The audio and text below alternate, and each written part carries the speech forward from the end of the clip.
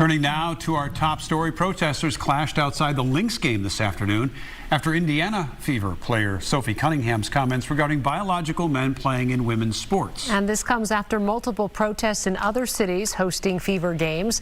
Fox 9's Emily Pofall joining us now. And so, Emily, some of that back and forth took place inside the arena today, too. Right. This all stems from a July interview with Cunningham where she says she wants to protect young girls in a locker room or young girls in sport playing against, quote, biological men. Lynx coach Cheryl Reeve, after practice yesterday, said trans women should be included, too. It is not the case that we have, quote, biological men in girls' locker rooms. The way it's being phrased, the innuendo there that somehow transgender women are predators of some kind in the locker room. There's a lot of narrative that is problematic that we need to address. That is simply not what's happening.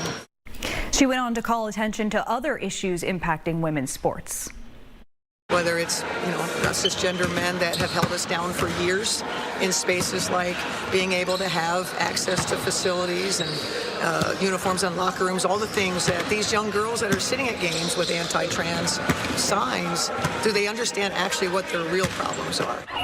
Then today, dozens of Cunningham supporters, some from out of town, clashed with trans advocates outside the arena. Similar scenes recently played out at Fever games in Seattle and Portland. But then take a look at this. Inside Target Center, Cunningham and Reeve were seen having a cordial mid-court conversation before the game. Reeve seen wearing a shirt saying trans kids belong. And Reeve post-game wouldn't share exactly what they said to each other, but she did seem to encourage polite, nuanced conversation.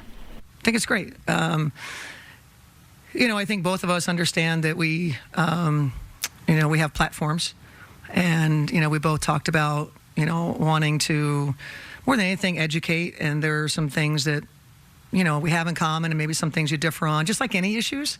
And I think it's how you handle things. And so, it was nice to be in person for sure. Reeve stressed the importance of finding common ground and did suggest the WNBA craft a policy around the issue at higher levels of gameplay. This was a highly watched game, two of the best teams in the WNBA here at Target Center today. Yeah, Emily, packed crowd there, and we'll have more with highlights coming up in sports tonight. Thanks. Also